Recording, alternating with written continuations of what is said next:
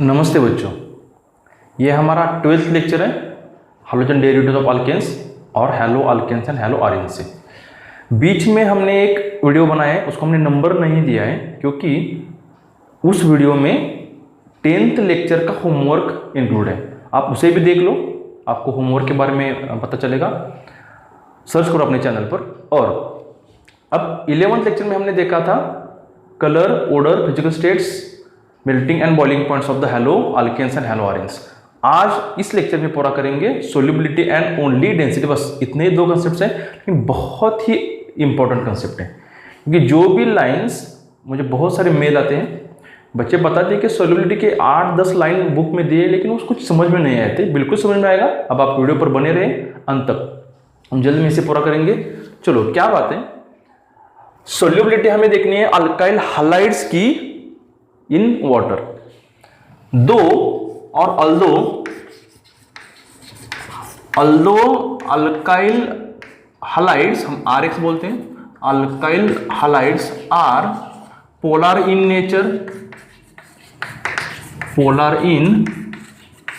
Nature, practically insoluble in water। ये statement क्यों important है कि हमने सोल्युबिलिटी का रूल देखा है, like dissolves like. Polar solute polar solvent में डिजॉल्व होता है, non polar solute non polar solvent में डिजॉल्व होता है। लेकिन यहाँ पे दोनों भी पोलर है, हम RX को भी पोलर बोलते हैं, H2O को भी पोलर बोलते हैं, लेकिन दोनों भी पोलर होते हैं, फिर भी RX is insoluble in H2O और वेरी स्लाइटली सोल्युबल टू। इसका रीजन हम देखेंगे। एक रीजन क्या है इसका, हम अगर इसके रीजंस की बात करेंगे, first reason of it is that alkyl halides RX is unable to form H bond with H2O after mixing. जब हम RX को H2O में मिक्स करते हैं तो ये H2O के साथ H बॉन्ड नहीं बना पाता। एक लॉजिकल रूल है बच्चों, अगर हमें पुराना रिश्ता ब्रेक करना है और अगर नया रिश्ता हमें क्रिएट करना है, तो नया रिश्ता हमारा पुराने रिश्ते से भी स्ट्रांग होना चाहिए, तभी जाके हम बनाएंगे। अगर हमारा पुराना रिश्ता स्ट्रांग है और जो हम नया रिश्ता बनाने जा रहे हैं वो अगर वीक हो, तो हम वहां पे जाके स्टेबल नहीं रह सकते। इसलिए अभी आप इसे समझो, RX में जो अट्रैक्शन है, RX में जो अट्रैक्शन है उसको ब्रेक करना है, ये जाएगा वाटर के पास। वाटर में जो पहले ही अट्रैक्शन था उसे ब्रेक करना होगा और दोनों को अट्रैक्ट होना होगा। इसलिए न्यू अट्रैक्शंस बहुत अच्छे होने चाहिए। ओल्ड अट्रैक्शन ब्रेक होना है, न्यू अट्रैक्शन को सेट करना है। न्यू अट्रैक्शन जो सेट हुए वो अच्छे होने चाहिए। हम एक एक करके देखेंगे। तो एक सिंपल रूल इसमें ये आता है, जो ओल्ड बॉन्ड्स ब्रेक होने वाले, यहाँ पे हम अट्रैक्शन भी बोल सकते हैं। व्हेन, मैं पूरा लिखूंगा बाद में, आप इसके नोट्स बनाओ। व्हेन ओल्ड बॉन्ड्स, बॉन्ड को आप इस कंसेप्ट अट्रैक्शन में बोल सकते हो। व्हेन ओल्ड बॉन्ड्स और attractions are broken, then it requires energy,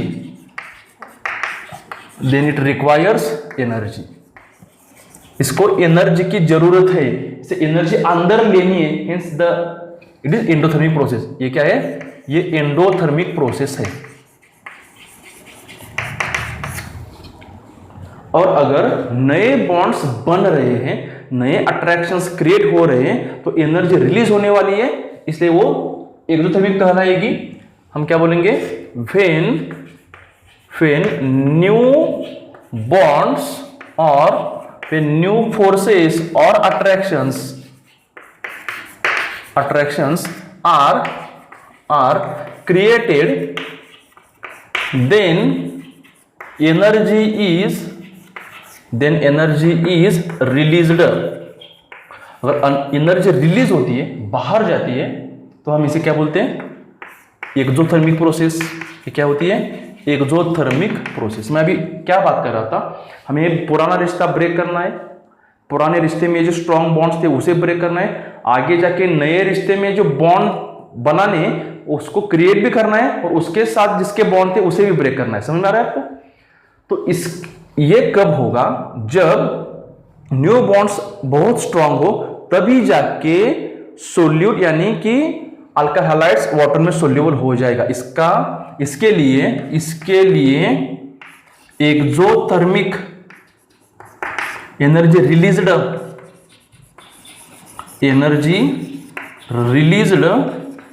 should be much more greater than energy absorbed, यानी कि एनर्जी एब्सॉर्ब्ड। ओके, दोनों इक्वल हो तो भी चल सकता है। अगर एक released energy and absorbed energy equal है तो भी सोल्यूबल हो सकता है, लेकिन एब्सॉर्ब्ड एनर्जी बहुत कम है तो बहुत ज्यादा हो एब्सॉर्ब्ड एनर्जी तो सोल्यूबिलिटी नहीं होगी। एक तो रीजन आपको पता चल गया कि RX वाटर के साथ नया H बॉन्ड नहीं बना सकता, क्योंकि H बॉन्ड स्ट्रॉन्ग होने ना, H बॉन्ड से ज्यादा स्ट्रॉन्ग बॉन्ड बनाना है, क्योंकि ऐड होना है पानी में। पानी में पहले कौन से बॉन्ड है? डाइपोल डाइपोल भी है, और पानी में H बॉन्ड भी है। डाइपोल डाइपोल आपको मालूम है, दो पोल्स के बीच में। अगर मैं बता दूं आपको, अगर ये बीकर है, इसमें H2O के मॉलिक्यूल्स है, HOH and again HOH, there are so many H2O molecules, तो यहाँ पे अट्रैक्शन आ रहा है इन दोनों के बीच में, that is called as H bonding. ये डेल्टा माइनस है, ये H डेल्टा प्लस, सभी ऐसे ही होना है। ये डेल्टा प्लस, अनदर मॉलिक्यूल का ऑक्सीजन इज डेल्टा माइनस, तो H और O के बीच में H बॉन्ड आ रहा है, उसी समय ये एक प्रकार का डाइपोल डाइपोल इंटरेक्शन भी है। इसलिए H2O में बहुत अच्छे इंटरेक्शन फोर्सेस है। RX को इस इंटरेक्शन को ब्रेक करना है और उससे भी बढ़िया, उससे भी स्ट्रॉन्ग इंटरेक्शन क्रिएट करना है। इस तरह से इंटरेक्शन RX फॉर्म नहीं कर सकता, इसलिए एक रीजन क्या है?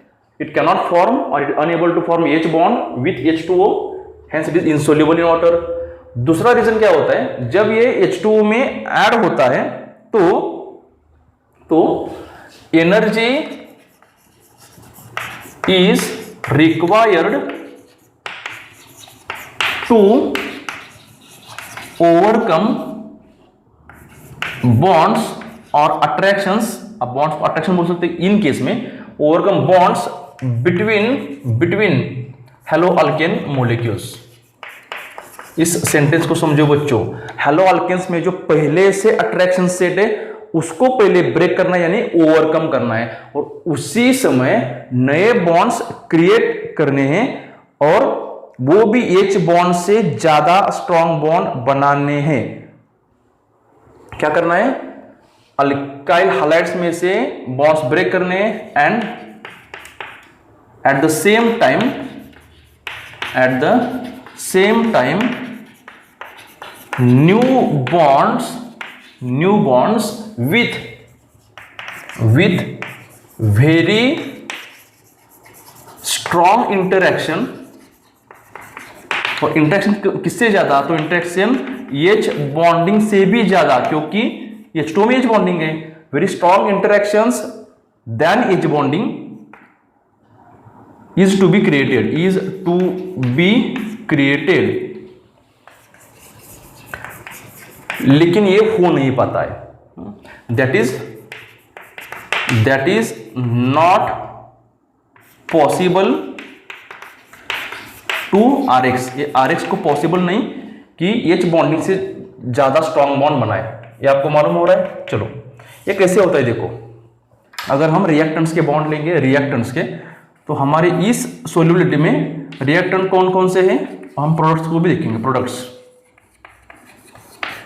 हमारे रिएक्टेंट्स हैं पुराने, RX है, RX और RX। H2O भी है, HOH, यहाँ पे भी HOH है, यहाँ पे भी HO और H है। इसके बीच में डाइपोल डाइपोल इंटरेक्शन है, ये X डेल्टा माइनस है, इसमें कार्बन जो है डेल्टा प्लस है, again X delta minus, carbon delta plus. इसके बीच में जो इंटरेक्शन है, इंटर मोलिकुलर इंटरेक्शन स्ट्रॉन्ग है, ये डाइपोल डाइपोल है, ये भी डाइपोल डाइपोल इंटरेक्शन है। इसी तरह बहुत सारे डाइपोल डाइपोल इंटरेक्शन इसके बीच में है। हमें ये R और X में से बॉन्ड नहीं ब्रेक करना है, हम केमिकल प्रॉपर्टी नहीं देख रहे बच्चों, हमें इंटर मोलिकुलर इंटरेक्शन ब्रेक करना है।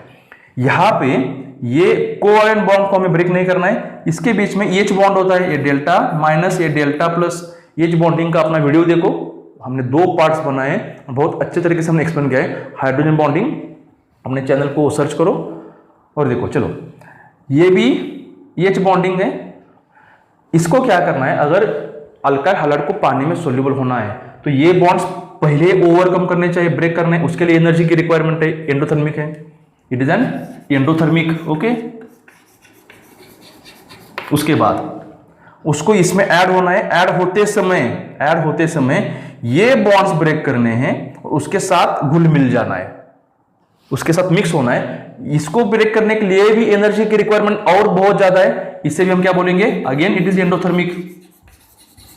और ये सब होने के बाद जो नए बॉन्ड्स बनाने हैं वो बहुत स्ट्रांग होने चाहिए। और नए बॉन्ड्स बनेंगे कैसे, तो देखो एक RX का मॉलिक्यूल, इसके साथ HOH का मॉलिक्यूल, अगेन RX का मॉलिक्यूल, अगेन HOH का मॉलिक्यूल, तो इसके बीच में बॉन्ड्स बनने वाले हैं। ये X और H के बीच में, O और C के बीच में, ये बॉन्ड्स इतने स्ट्रांग नहीं है जितने पहले केस में थे, इसलिए ये पानी में सोल्यूबल नहीं हो सकता। बस it is the very basic reason. इसके लिए ये एक्सोथर्मिक प्रोसेस है, ये एक्सोथर्मिक प्रोसेस है और ये इसको स्ट्रांग होना है इन दोनों से भी, इसलिए हमने लिखा है कि एक्सोथर्मिक को बहुत ग्रेटर होना है एंडोथर्मिक से, यानी कि energy released must be very much greater than energy absorbed, then and then only solute get much more easily soluble in that solvent। अगर दोनों इक्वल भी हो तो भी चल सकता है, इक्वल होता है इन केस ऑफ, इसमें फोर्थ रीजन क्या आ जाता है, fourth reason these alkyl halides यानी क्लोरो डेरिवेटिव्स, इसको बाद में लिखो, bromo derivatives, then iodo derivatives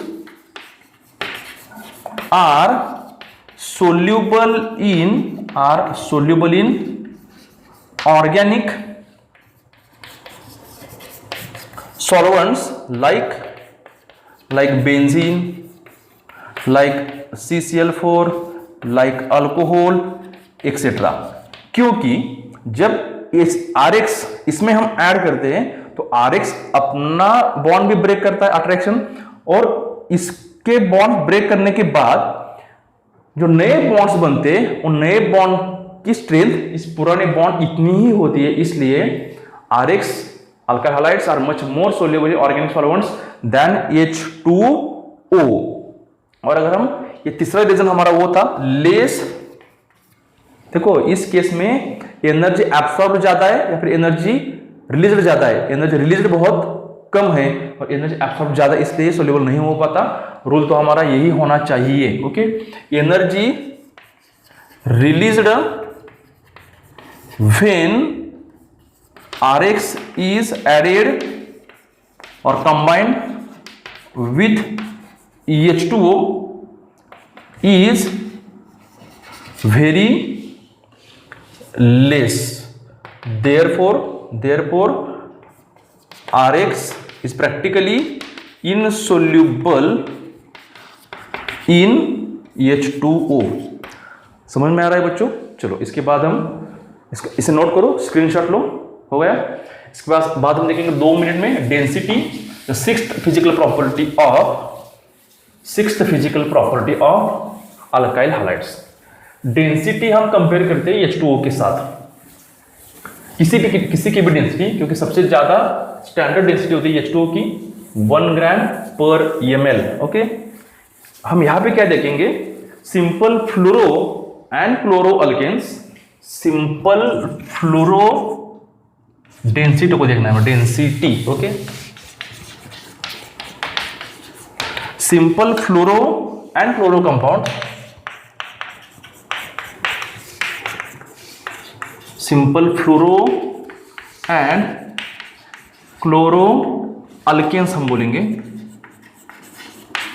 are less dense than water. इन दोनों के जो छोटे होते हैं फ्लोरो एंड क्लोरो कंपाउंड, इनकी डेंसिटी पानी से कम होती है, whereas bromo, iodo and polyhalo derivatives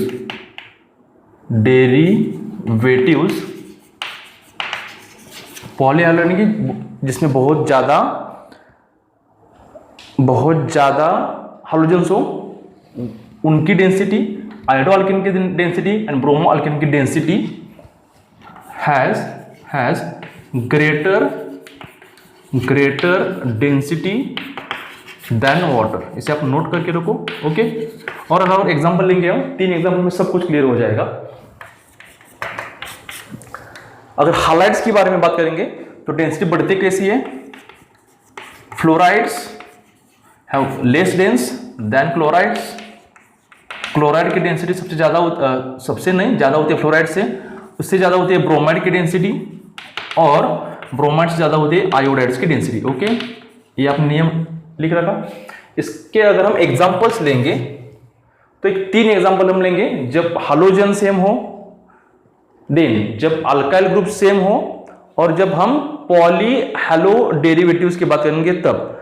अगर हम अल्काइल ग्रुप सेम रखेंगे, आपने इसे नोट किया अल्काइल ग्रुप, तो एग्जांपल हम ले सकते हैं N propyl chloride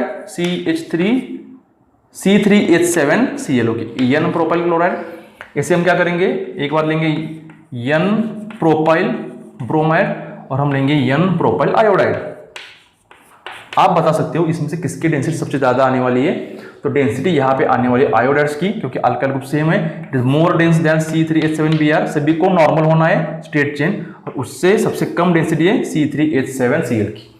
example number 2 में अगर हम हालोजन को सेम रखेंगे और अल्काइल ग्रुप बदलते जाएंगे, तो एग्जांपल हम लेंगे CH3I, then C2H5I, then C3H7I and then C4H9I, okay. Iodine group same है, तो अल्काइल ग्रुप की साइज बढ़ रही है, अल्काइल ग्रुप का मोलिकुलर मास बढ़ रहा है। अगर आयोडीन सेम हो, हालोजन सेम हो, और अल्काइल की साइज और अल्काइल का मोलिकुलर मास अगर बढ़ रहा हो, तो उसकी डेंसिटी भी बढ़ने वाली है। इसलिए it is more dense and it is the increasing order of density, it is again increasing order of density. और उसके बाद हम और एक एग्जांपल लेंगे, जब हम नंबर ऑफ हालोजेंस